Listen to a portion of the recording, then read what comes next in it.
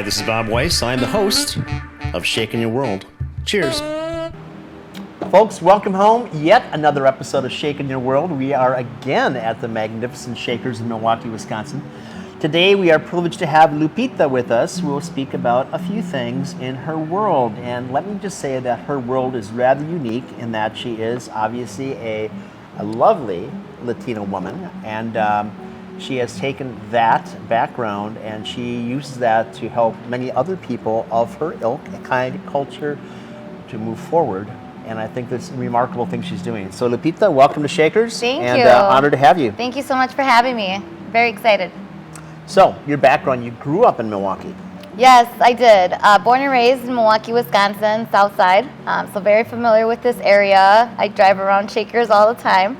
But I have a unique background. So my parents immigrated from Mexico, first generation here. Okay. They met in Milwaukee, actually, and my childhood is very unique because I was born with a lot of health issues. Okay.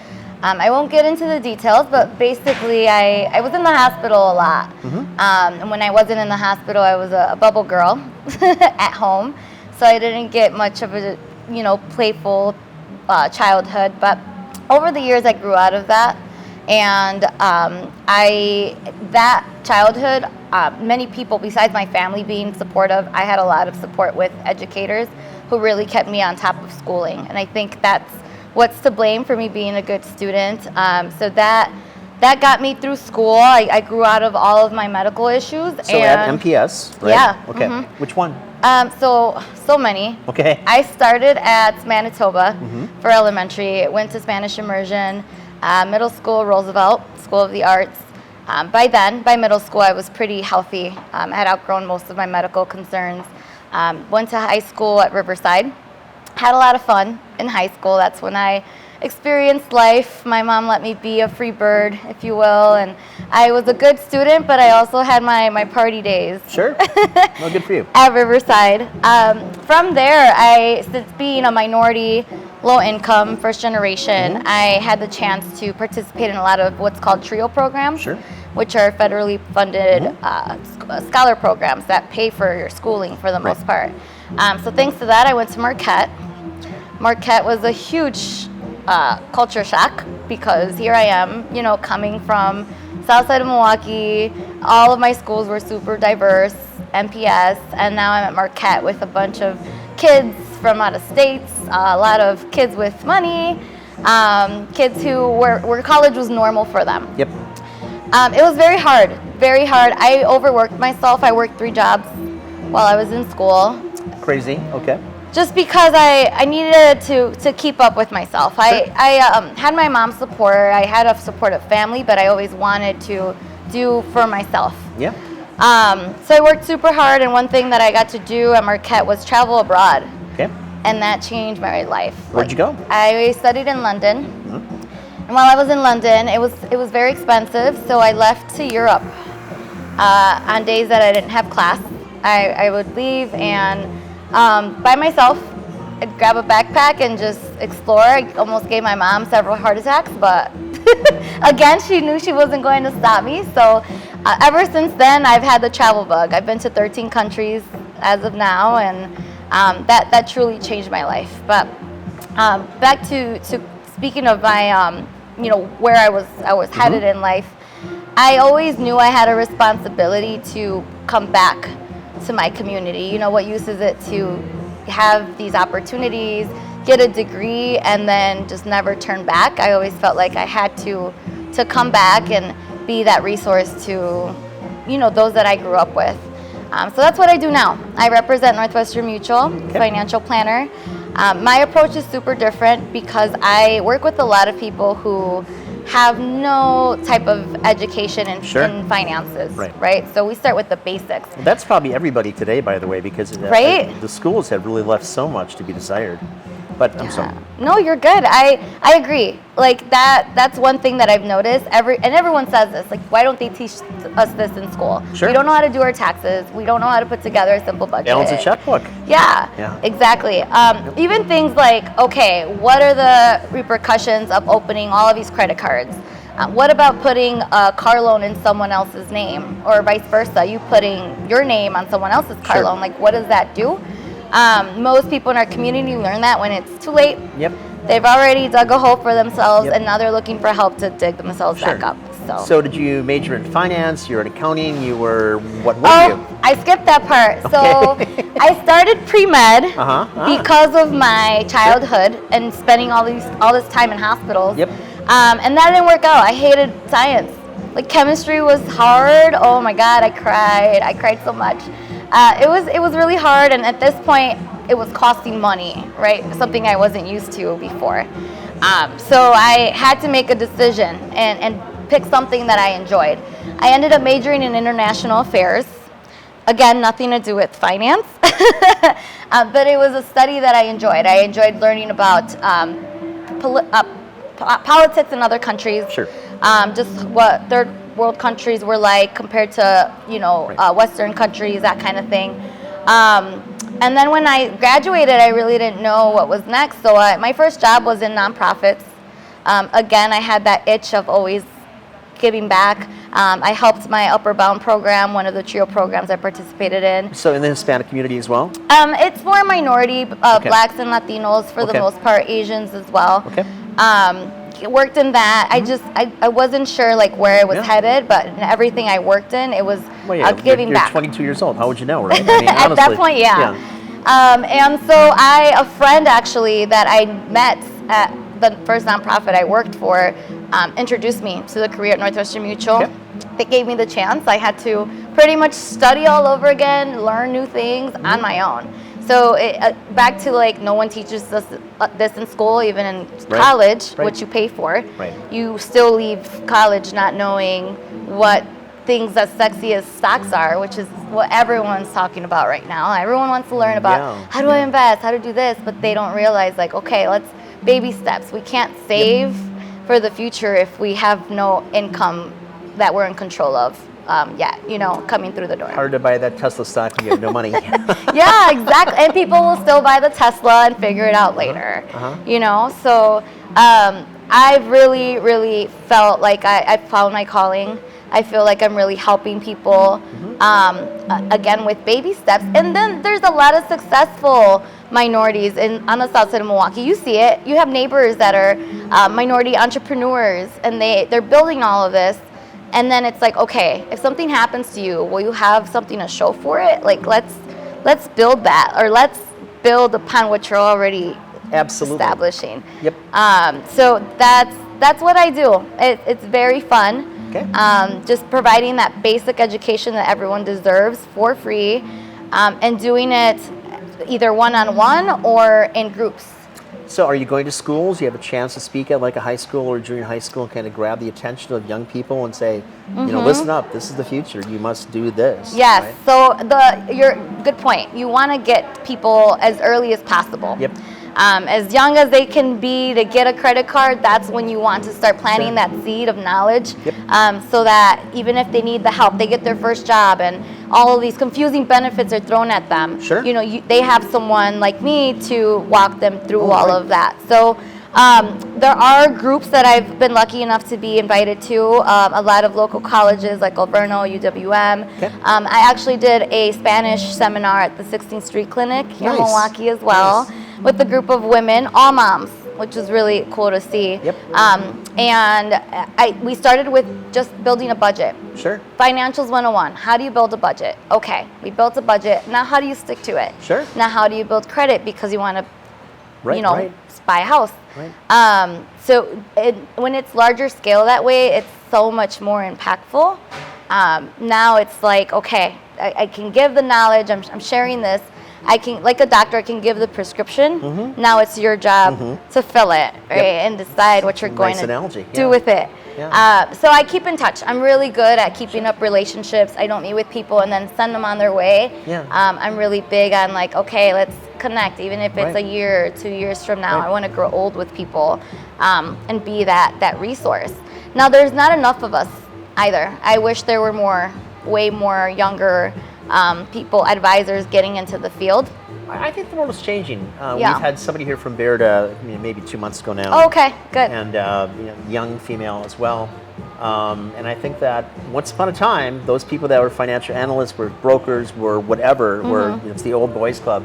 And I think that's really changed a lot. And I think the glass ceiling has shifted a lot, and I think that just creates more opportunities for especially young women to do things. And I think that it's important to have significant role models that are making headways in what they're doing for a profession, and that will then therefore bring other people along as well, because it's tough out there. Especially you remember being that wild teenager, and you've got to find a way to make the right choices, and every day you've got to make the right choice, and some choices are just way wrong. And at least having an influence like you is going to direct them back in perhaps a positive direction that they can take forward through the future. That's true. That's true. And it's hard, right, to be that role model. Like, okay, so let's say a personal trainer. They're a walking billboard. If they look fit, they're good. They look like a personal trainer, like you. That's impactful, and they kind of walk their talk. With me, it's a little harder, right? I can't prove that or show you just by here's my portfolio. Physical appearance, like how I'm doing it and how others should do it. But I share my story with people to reveal that. In addition to it, it's just your normal habits too that matter. So I'm big in the gym. I feel like financial wellness and health wellness goes hand in hand. So I think that showing that to people, I put that on my social media. It shows that I'm someone I work hard, I'm someone of my word, I'm consistent, I'm committed. It's part of my routine, reading, posting like what is it that you read that others should read as well.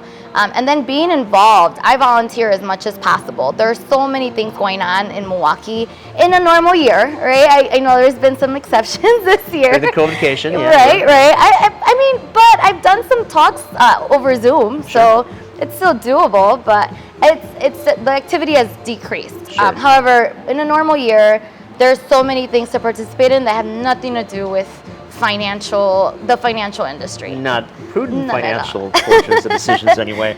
So who's your average client? Who, right now, if you were to talk to someone, you're in the office at NML, who are you talking to? Younger families, younger mom, younger dad, or the families together who are looking to buy a house. Mostly women or mostly families, or is it both the couple together? Yeah, so my clientele is mostly women. Okay. And I would love imagine it. that because it is kind of a maternal society, right? Right. And they're making the calls. There are a lot of women bringing the bread to the table now, more than before. Yeah, well, men are obsolete anyway, so yeah. So it's happened. It's not that I'm just targeting women specifically, but I have that natural instinct with them, that natural chemistry and rapport that I'm able to build. That makes sense. With women. But then I find that when I meet with men, they trust me. Men trust me, and if I bring along a male joint partner, they're a little more, their guard is up. And that's one thing that took me time to learn, that maybe men are the snake oil salesmen and women are more grounded. Maybe it's a ego thing, maybe it's just hard to disclose what makes you vulnerable, which is your finances. What are you in debt with? What are your assets? Even a simple question like, do you have a savings account? That is so hard for people to admit when they don't have that. Do people have savings accounts anymore, or is it really just checking accounts?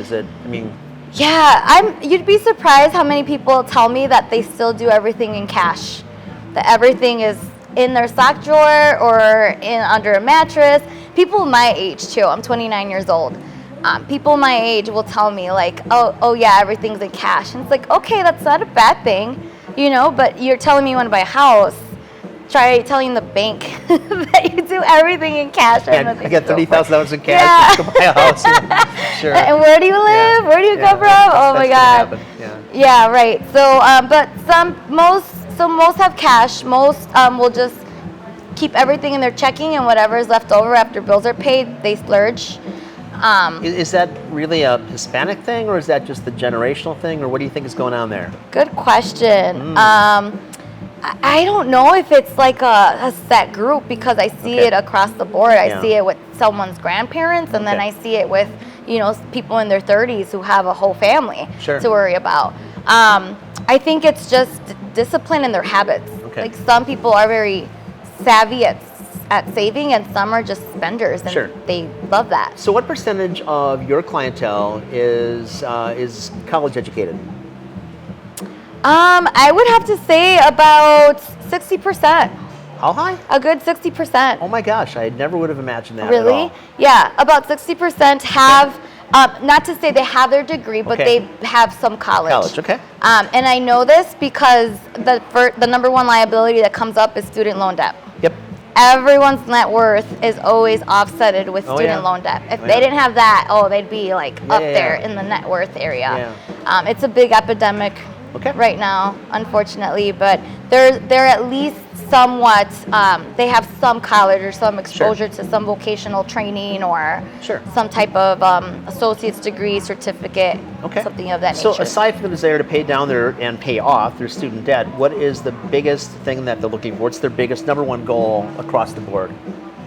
In terms of What like to they save want to for? do with the save for, what they want to do with their money, what their goals are. If you can speak for a class and say, of the people I've got for clients, a disproportionate amount want to go on to matriculate to do this or to have this, what would that be? Okay, so I'll tell you what people's goals are and what Yes. mine is for people. Okay. So number one, it's to buy a house. Okay. Most are they want to buy a house. That's their big dream. They're married, they have their kids, and they're ready to buy a house. They just don't know how or how to, start building towards that. Number two, most people will say, I just want to be comfortable. Okay. They just want to feel financially comfortable. Freedom is everything, right? Right? So if you had an average age of your clients right now, what would that be? I'd say between 25 and 35. Yeah. That's a good time to get them because they're moving ahead. They got a nice thing going on. That's laudable. Yep. Good. Having babies, getting married or working up to that point. So do people ask you if they should have a family? No. Okay. I ask them Okay. if they're single and they're telling me their goals and Yeah. they talk about everything Yeah. but family. They talk about, I want to Kids move are up in my expensive, aren't company they? and all this. I don't know. I'm not a mom, but They are. I know they're expensive when I shop for baby showers. Yeah, they sure are. Every time I'm like, oh my God, like what is this? What bottles? How much? Like you do, yeah, it does add up. Yeah. For sure. But yeah, one thing. So buying a house is one. Being comfortable is two. Those are the main two things. My what I push is saving for retirement. Okay. The main reason is because many people our age group don't realize that what's getting people through retirement today will not be there No. when they retire. No. And it's really hard for younger people to wrap their head around that. Sure. I meet with, seldomly for a 45-year-old who wants to retire in 10 years. Mm-hmm. Now we're scrambling. Yep. And so smaller sooner is better than larger later always. Yeah. And that's what I always try to Sure. to tell everyone. Even if you're not encouraging people to buy lottery tickets, right? no. I mean, go for it. If it's in the budget. Yeah. If it's in the budget. Sure. As under hobby, Yeah, that's your wild side budget coming for out. that Okay. monthly and Yeah. we can make it happen. Yeah. I'm not going to tell you to save all your money either. Like, okay, we have to have fun. Money's a tool, right? Yeah. Use the tool. We have to have our Yeah. fun, and if you are taking care of business behind Sure. the scenes, Right. then we can still have fun, and you're doing it with peace of mind. Sure. You're doing it with peace of mind. So Cool. I have a question. Just one? Yeah. Okay. Something that I'm really curious about. What's the haunted story behind Shakers? Shakers is regarded as one of the 5 most haunted bars in the entire country. I know. We are currently episode number 3 on Netflix, Dark Tourist.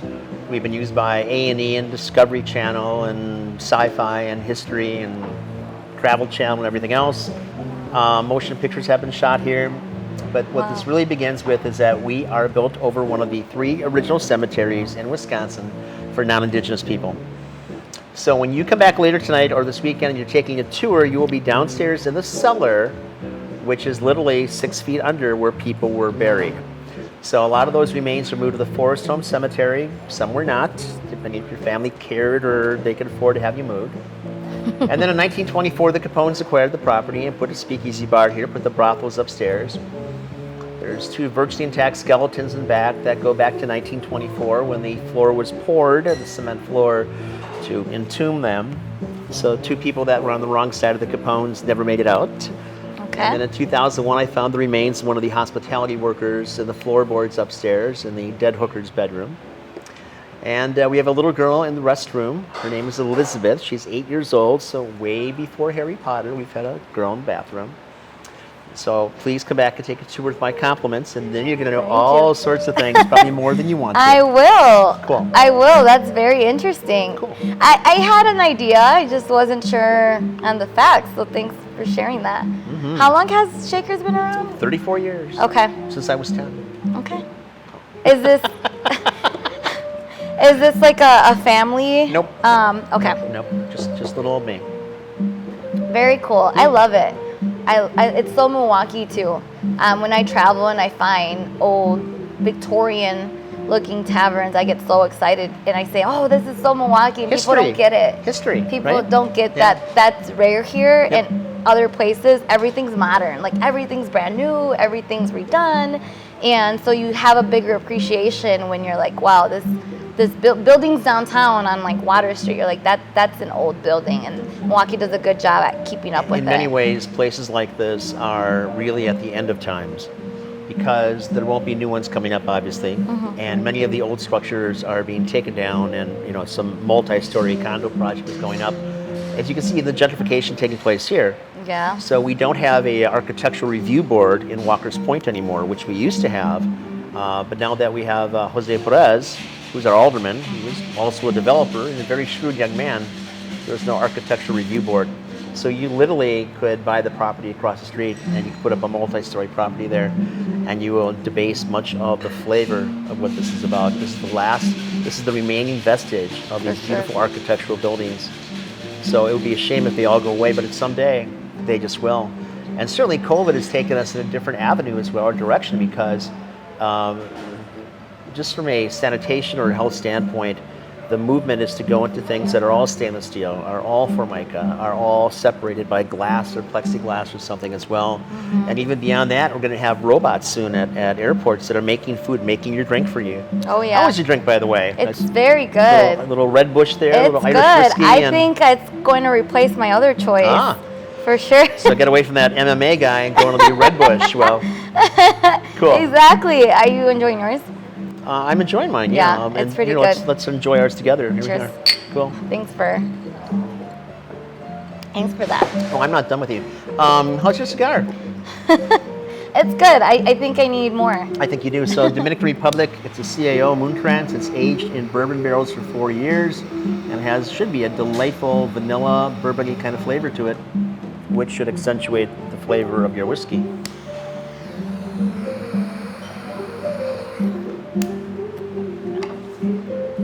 We have a dinner coming up, by the way, for women only. It's on our rooftop.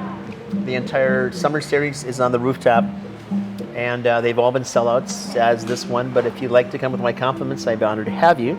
That's on Monday the 21st, and it might be a nice networking opportunity for you as well, because we have 40-some women that are there.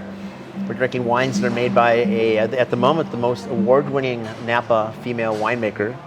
So it'll be a cool little gig. Wow. Wow. I'd be very interested. That's my jam. Perfect. All of those events. I miss it. I'm usually at them all year round. I look for them. I love working. Work is my life. Everything else revolves around work. And the things that I participate in don't feel like work when I say that. So I agree. When you enjoy doing something, yeah. And there's so many events. So I was speaking on that. One specifically that I really enjoyed last before all of this hit was it was like a half a day at UCC over here. A group of wonderful women put it together for parents of minority Spanish-speaking students who were first generation. So these parents don't know what FAFSA is, don't know how do you apply to get into a school, what are dorms, was my kid going to a dorm? So all of these different people got together to organize this. People from METC, from Wells Fargo even, they have a student loan program. We were there, just different educators. Alverno was there to provide what they each had to offer to this group of parents and students, getting ready to start applying for college. So That's volunteered cool. there, and that was a great networking opportunity because you're meeting others who have different resources to offer. So I love stuff like that. Like now it's all you ever women. work with with WIBIC, the Wisconsin Women's Business District Corporation? Lily Alvarado is my girl Really? there. Yeah. Wendy was my girl, but okay, it's, that's cool. And they do a great thing. They do too. Yep. I love that, those connections too, because as I'm meeting with people who are sharing, I want to start my own business one day, Yep. I get to make that connection between WIBIC and this person. Absolutely. And help them in other ways Yep. besides just putting their budget together for them. Well, learning the entire process and how things work is crucial that people have no idea. Everybody wants to have their own business, but the reality is not as pleasant. That's wonderful. Thinking about education, which in my mind is the biggest single hurdle that we have today, and we must find a way to get everybody a solid education to begin with, and where they go from there is up to them, but we must have people that have a better education than they're currently receiving. And I frankly, I look at our governor and say he failed as the superintendent of education, so we made him our governor, and he's failing at that as well. So we have to have, as voters, we have to have more stringent requirements to the people that we put in office. And we have to put people there that actually are going to do something. And if they don't do that, we have to have a mechanism to get them out of there, right? It's almost like, I'm selling something to you and it turns out that you bought it and you're like, well, this isn't what I bought, right? So it's misrepresentation at the very least. And it's the same thing with politicians. If they don't perform, they should get out, right?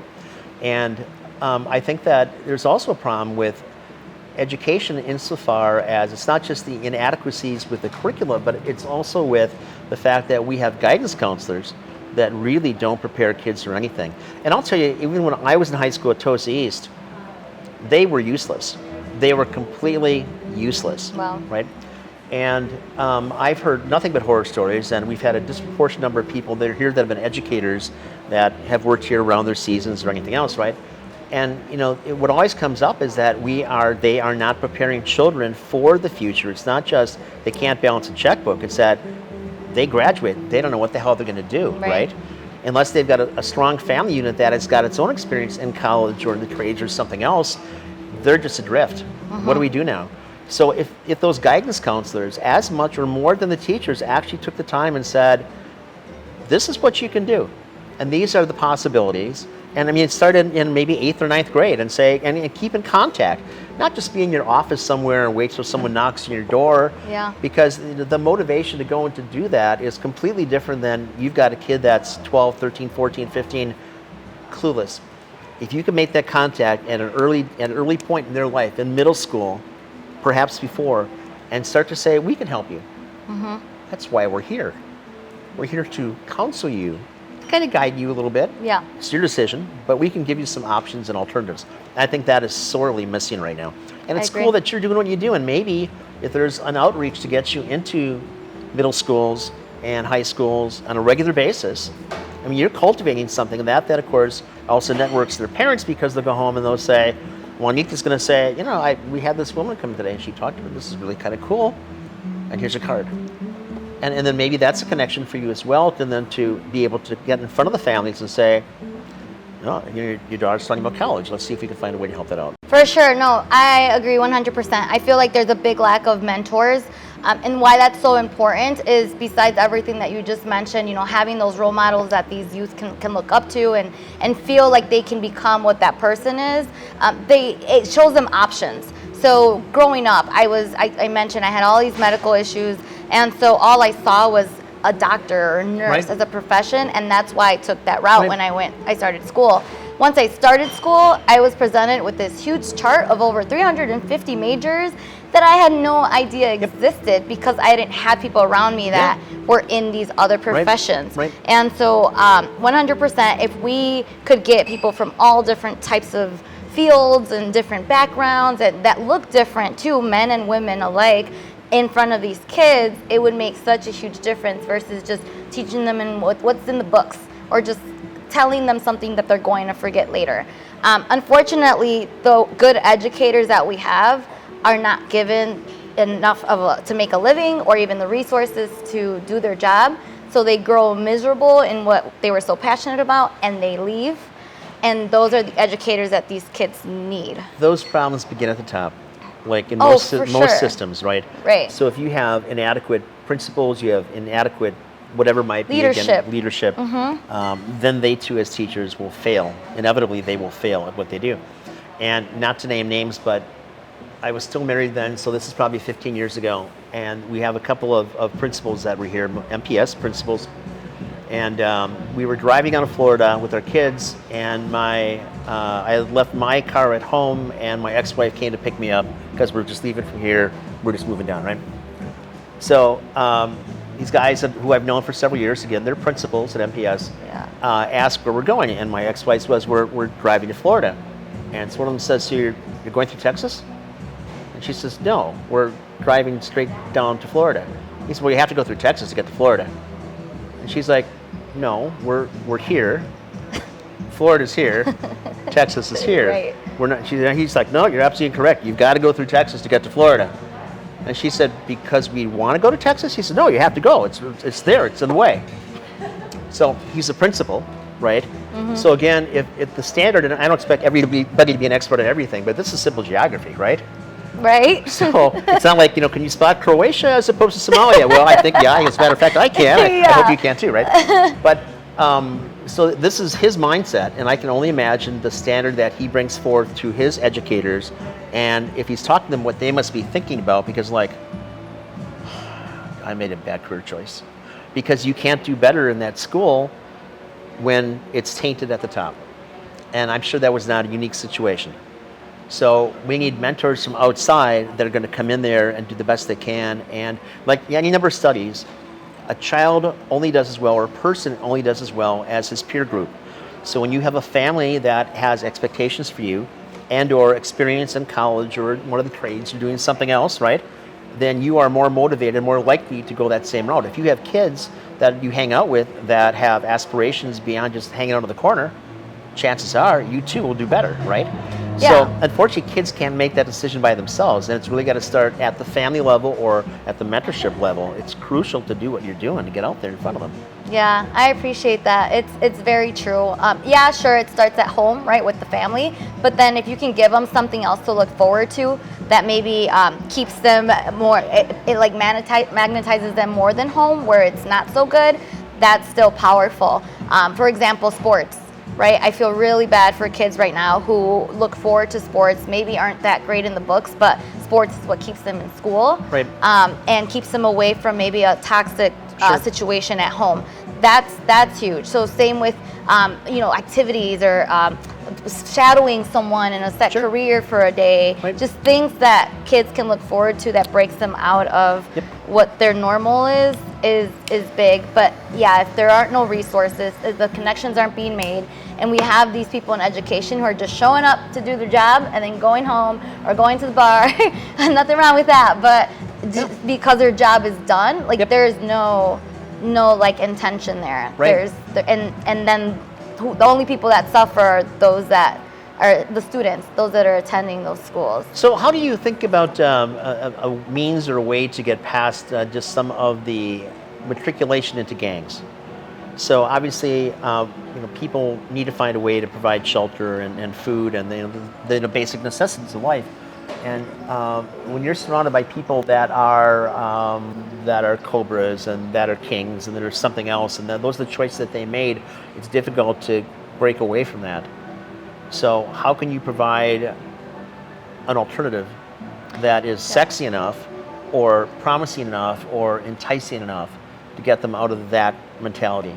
So thankfully, the issues with gangs are not as bad as they were in the 90s. Okay. And the reason for that is because there are a lot of pop-up safe havens and nonprofits that are in the streets actually looking for these people or these kids in trouble and pulling them in and offering them, okay, what do you need? You need somewhere to stay. Do you need something to do? Oh, you're a rapper? We actually do open mic nights where we'll support that because that's your art. Cool. Oh, you're an artist? Let me hook you up with this tattoo artist or this graffiti artist in Milwaukee who is an adult, has their family, Right. and is making peaceful murals in the city. Nice. So I feel like thanks to social media too, where the word is spreading and there's more advocacy and there's more awareness, I feel like there's no excuse anymore. There are a lot of resources for these kids, and these places aren't just waiting for these kids to find them. There are actually outreach coordinating people that are like going out and finding these youth or these kids are the troubled future. teens. It's imperative that we do that. It Otherwise, starts we're just in going the to die. schools too. Yep. So like a lot of schools have programs within schools that are more have like a higher percentage of Sure. kids in trouble, where they reach out to them. They make sure, you know, if they can't work in a class full of kids, like Sure. they're having one-on-one time with someone. And I know I'm familiar with a lot of these programs. Okay. There's programs where they're making these high schoolers mentors for like middle school and grade school kids that are both maybe in some not so healthy households, and now they have each other to bring each other up. The high schooler has to be a good role model for this middle schooler, and this Good. middle schooler has someone Sure. that they'll listen to versus mom, dad, or Yeah. their teacher. Sure. You know, so I do think that there's tons of progress with that now. Well, I know parts of corporate America have got dedicated programs Yeah. as an outreach as well. I'm not going to put you on the spot, but I'd imagine that your firm does an awful lot of things as well. We do. Yeah. We do, and I'm very happy with that, especially in Milwaukee. So Northwestern Mutual is very known here because corporate's here. It's nationwide, but if you ask someone in, I don't know, New Mexico, they're Sure. like, I don't know, you guys are a bank? I don't know. Right. But we've done something called Alex's Lemonade Stand every year. It's a fund towards research for childhood cancer. And actually a young girl who unfortunately passed away from cancer, Alex, was the one that started it. She was selling lemonade to help other kids in her Sure. situation. So that's one big thing that we do. We've helped City Year out as well. If you go into our building, actually our pretty shiny new home office building, there's a lot of artwork that is represented from City Year because Northwestern Mutual was a sponsor of a piece of City Year as well. So there are a lot of events. City Year is actually the mentorship program that I was referring to.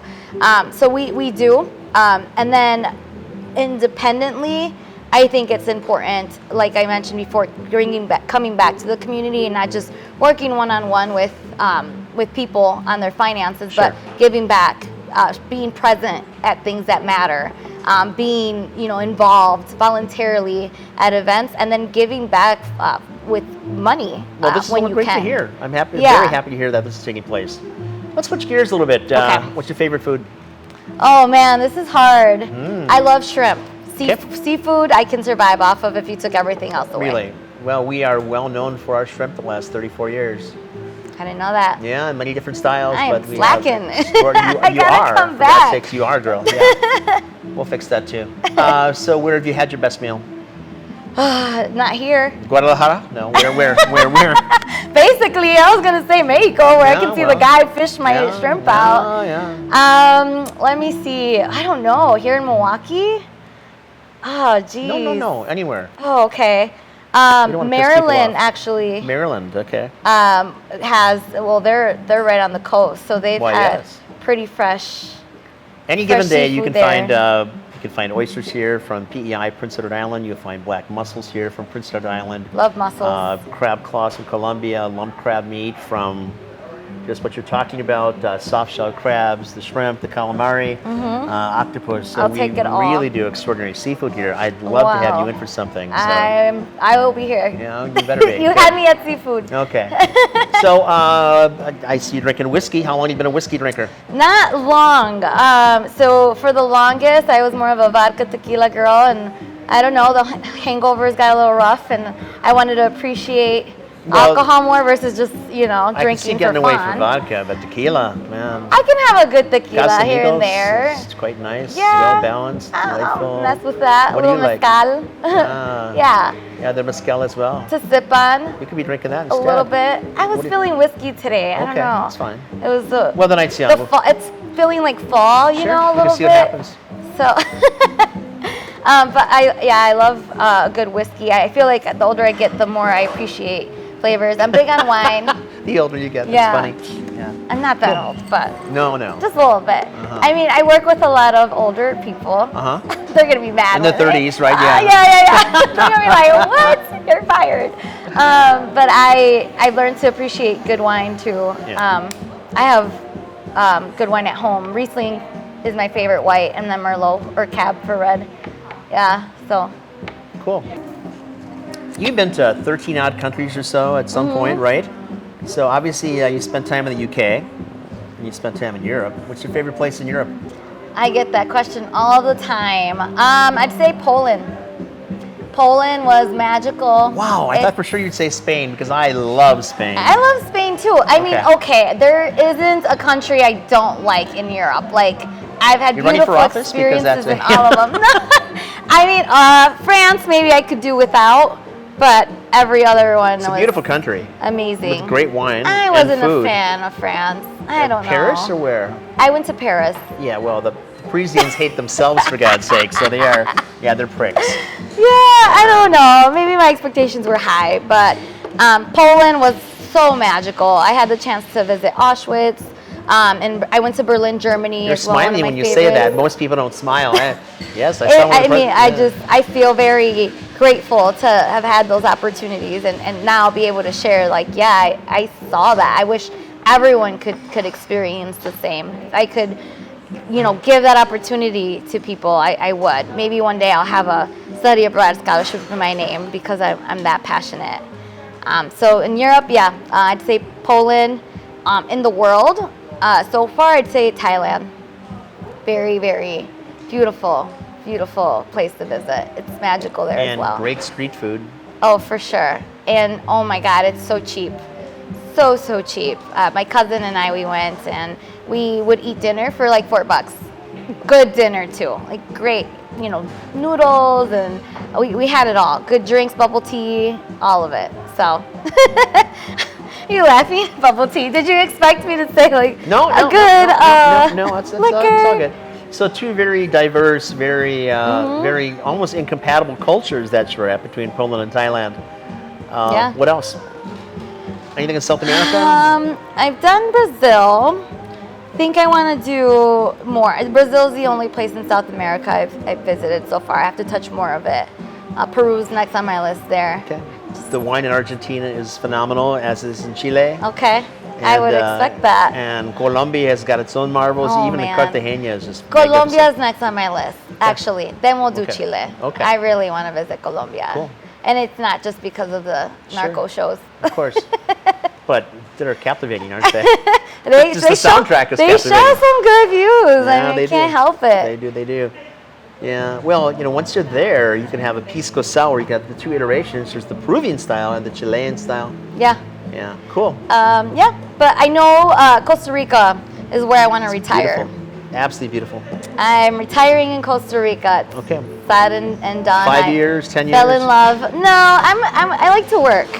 So maybe, I don't know, 30, 35 years. Yeah. I'm not going to wait to live my life until I retire, but I can do both right now. I can live, have fun, and still work hard.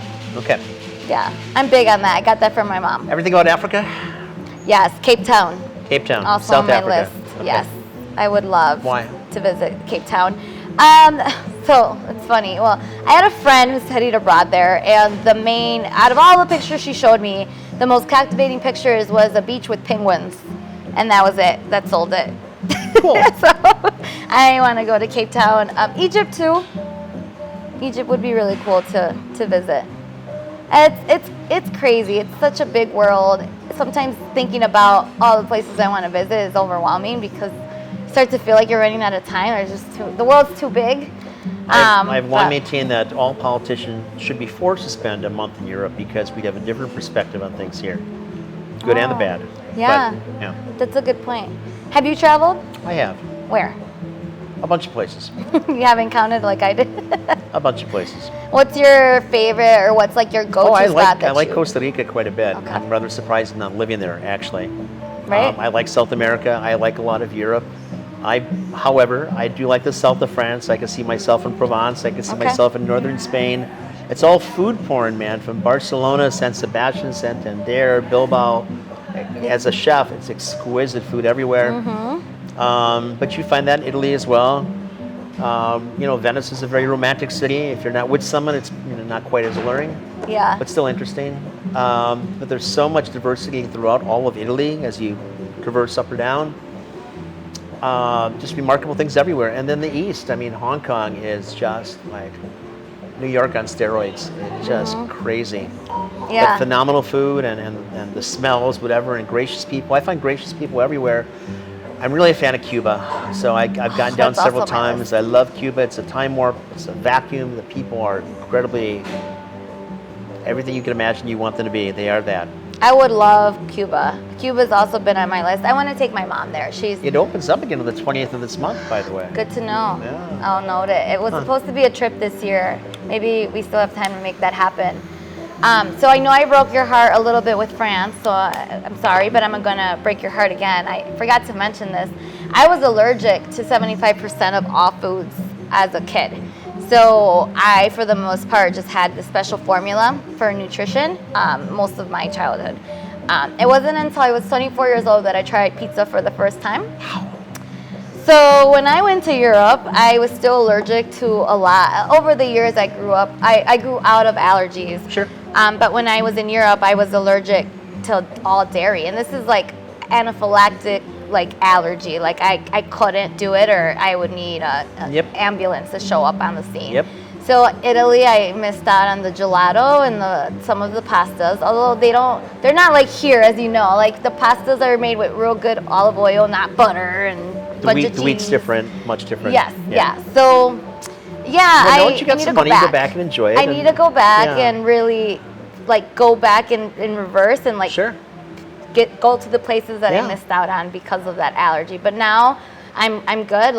I'm tasting everything. I think that's why I'm such a foodie now too, and I really appreciate a good, seafood dish or good pizza or good, anything with dairy, because I spent most of my life without it, and I'm still just now being introduced to new things, and that's really exciting for me. There's nothing I don't like in terms of food, nothing I can't Speaking eat. of that, the FDA just came out with their official notice that no distilled spirits have any gluten whatsoever.